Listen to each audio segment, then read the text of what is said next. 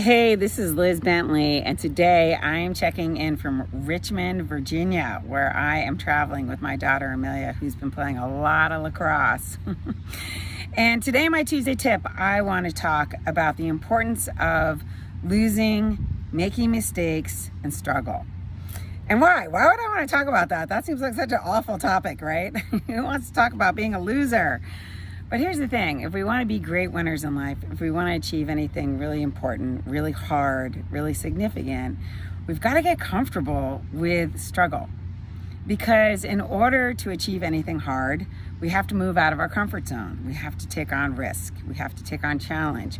We have to do things that we're not good at, and we have to grow. And sometimes even things we're good at change, morph, and shift, and we have to constantly adapt. And sometimes we're not the smartest in the room, even though we wish we were. So in order to do that, we have to get good at the concept that sometimes we're gonna have to lose. Sometimes we're gonna have to be the worst one in the room. Sometimes we're not gonna be the smartest. Sometimes we're gonna make mistake after mistake as we're trying to learn and grow. So how do we embrace that? Because it's no fun. It's really no fun when we're in that place. How do we embrace that so that we can continue our growth and not quit? And when I say quit, I mean not just quit physically, like not resign from your job or resign from your marriage or quit your team or whatever it is. I mean, like quit in the small ways, the ways that we quit when we just say, well, this isn't for me, or I've lost the meaning in this, or I'm not having fun anymore, or all the ways that we quit subtly.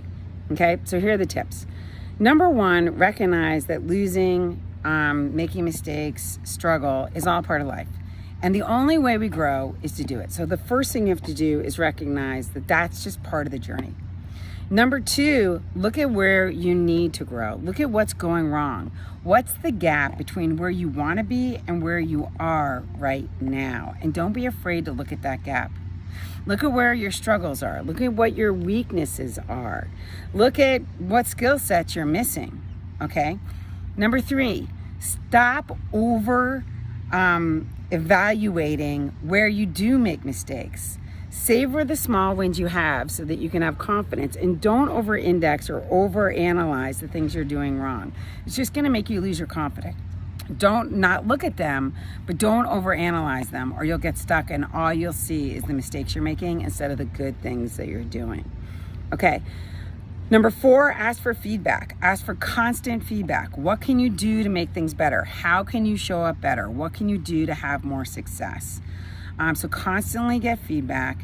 Maybe 5, study, take a class, read some books, do some courses, do something to give yourself more skills, practice more, practice something more, whatever you need to do to fill in the gap for where you're struggling. And last but not least, it's a marathon.